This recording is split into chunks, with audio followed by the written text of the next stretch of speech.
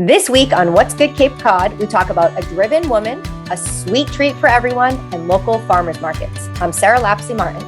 And I'm Katie Clancy. Welcome back to What's Good Cape Cod, where we show you Cape Cod through the eyes of a couple of locals. Every Tuesday, we drop a new video that tells you about a person, place, and thing we think you should know about. Yes, ma'am, that is true. And today, who is our person, Sarah? So our person is Marie Younger Blackburn. She is truly, she is a powerhouse. She's driven. Yes, she is driven. And she is a woman of many talents. She is a head chef at the College Light Opera Company. She's the sales and marketing manager at Black and White Catering. And since 2014, she's been the visionary and the event planner for Driven, which is Cape Cod's conference for women. So Driven, basically, their mission is a conference to inspire women through collaborative efforts and interactive experiences and participation. So it's really just to get all these women under one roof and share and inspire each other. I just think it's such an amazing thing. I personally haven't been yet, and I know it seems like something we should check out. Yeah, we should go to this. I don't think they're having it, this year. Of course, not last year, but it's going to be on our list of things to do because definitely. We're driven. We need to be there. Yeah. Yes. So Marie, we will be there soon. She's inspiring and a true asset to our community. She's served on so many committees like Cape Cod YMCA, Mashpee Housing Authority, Falmouth Housing Task Force, just to name a few. She lives in Falmouth.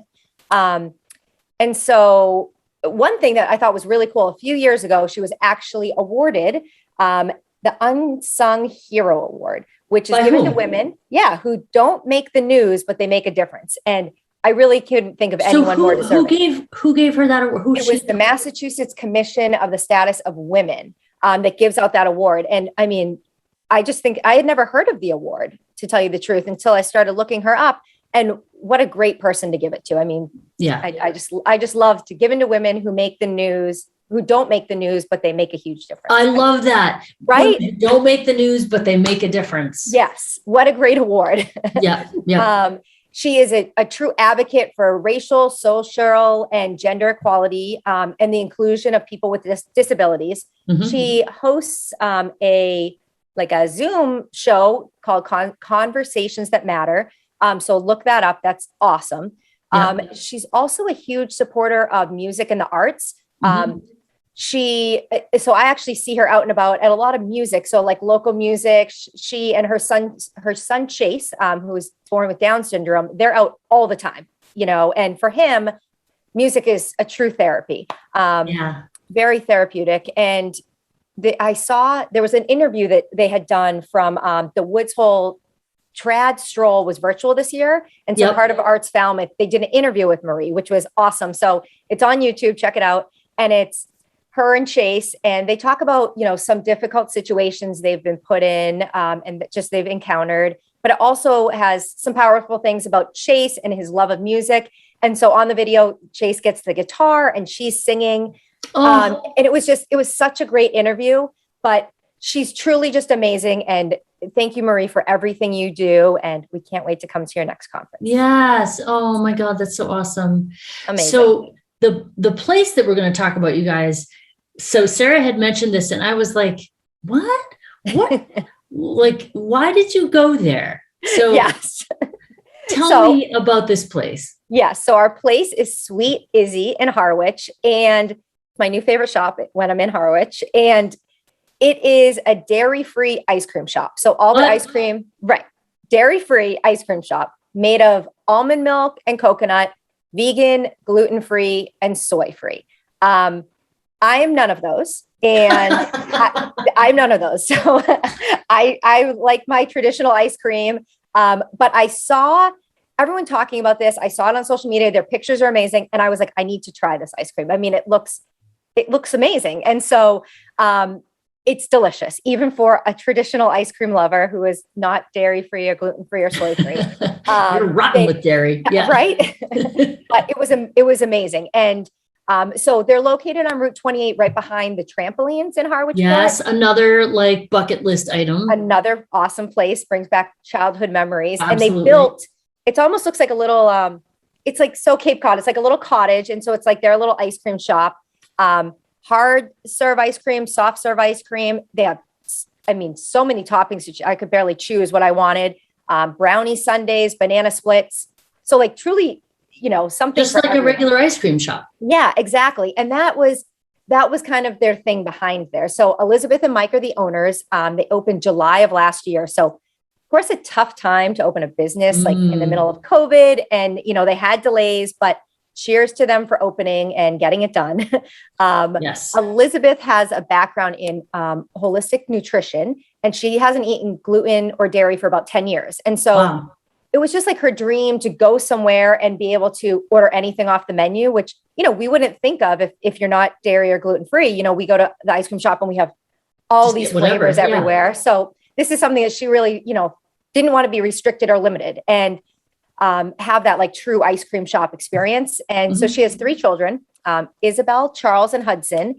And their daughter, Isabel, has a dairy intolerance. So she wanted something for her daughter as well. So that was their driving force behind all of this. And they figured if they wanted something like this, there must be so many more people out there as well. And they're right, because they're busy. So side note, so Mike also works there. He left his job being in finance. He was there for like 20 years and jumped into the world of this plant-based ice cream. When I was there, he's there a lot, and he's just so fun and energetic. Like he makes you want to come back, not just the ice cream, but just they're amazing. Like it's great to have great owners. And they're really particular on what they do. And so they do spend like a lot of time in their test kitchen, which I'm sure is fun. And I would like to spend some time in their test kitchen. I would be happy if you guys need us there. If you guys need like test kitchen attendees. Right. And, they have like their acceptable ingredients, and they figure out how to make it delicious for everyone. But it's a great spot to try. So even if you've never tried dairy-free ice cream, highly recommend, and congrats on 2 years of business over there. Absolutely. And it's funny, we've talked about a couple of different, ice cream stories, where people went into ice cream from something else. A lot of people went into ice cream from like really buttoned up business, and they're like, I am ice cream man. Get out of the finance and business industry. We're getting ice cream. You have to, having a business background is certainly helpful to run an ice cream business. Agreed. Well, you and your actually pretty healthy ice cream are over here, and I'm over here at the farmers market. So this is our thing this week, is Cape Cod Farmers Market. And I love the fact that on the Cape, you can find a farmers market almost every day of the week. And I bet there is one on that 7th day that I just don't know about. Yep.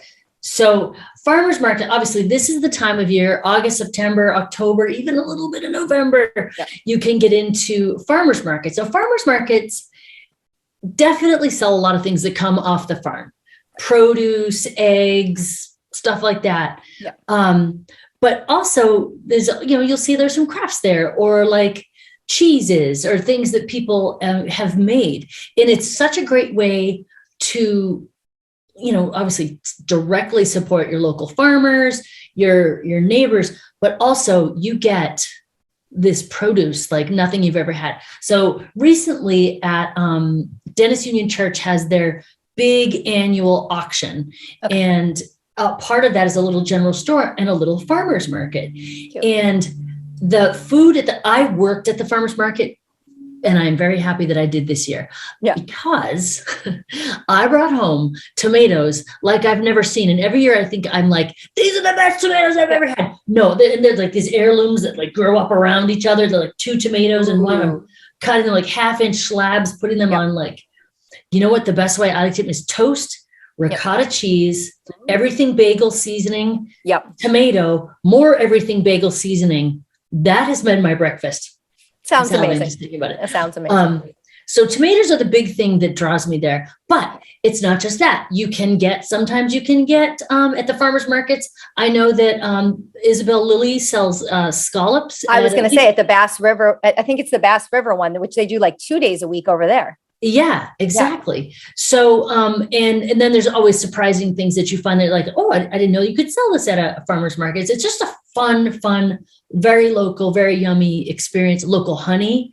We had, I digress, but I'm going anyway. At our little farmer's market, because, it was at the church, one of the retired ministers has bees. And so he collected the honey and they, had it bottled in these tiny little bears, and he called it holy honey. That's so cute. I thought that was really funny. We go to the one in Osterville a lot. And you know what? We always get sucked in by like the baked goods, like Wash Ashore will be there. And like, and then there's like, so they'll have like cookies and cakes and pies. And then sometimes you'll have kettle corn there, which I'm a huge sucker for kettle corn. And, And homemade like hummus. And I think you said cheeses and olives and things like that. Yeah. Oh my God. I'm like so hungry thinking about it.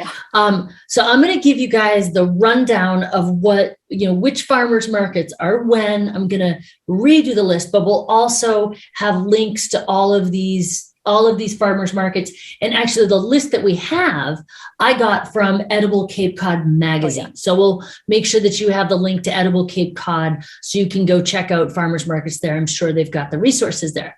So on Mondays, it is in Truro, and theirs goes through the middle of September, and it's 8 to 12. On Tuesdays, go all the way to the other end of the Cape, go to Sandwich, and that is 10 to 1 at the Wing School. That goes through October, but also on Tuesdays, if you don't want to go all the way to Sandwich, you can go to Chatham, and that's just 3 to 6. In fact, you can do both. You can go to Sandwich, then in the afternoon, go to Chatham. And Chatham's goes through October. On Wednesdays, you can go to the Brewster Farmers Market. That's 3 to 6 in the afternoon in Drummer Boy. And you can also on Wednesdays go to Wellfleet. That is 8 to 12 in the morning. So Wellfleet in the morning, Brewster in the afternoon.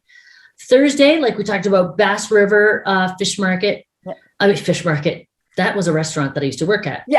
Bass River Farmers Market. And they do have fish because they have the scallops there. So yes. That's true. Thursday seems to be the most popular farmers market day because we have 3 of them on Thursday. And that would be Bass River, Falmouth, and Harwich. So you can go to those, and they all go through September, October. Friday is Osterville, like you mentioned. And Saturday ties with Thursday because Bass River is also on Saturday, and Orleans on Saturday, and P-Town on Saturday as well. So we're so lucky to have all these farmers markets. I mean, it's amazing. And they're all over the place. Yeah. And no two are the same. Actually, week to week, they're not the same. Sometimes there's music at them. And like, even if you don't want to buy something, if you're like, well, I'm poor, like, you can go walk around. I want to do something fun. Like go walk by the farmer's market. Just go, listen to some music, whatever. Yeah. It's just a really cool thing to do.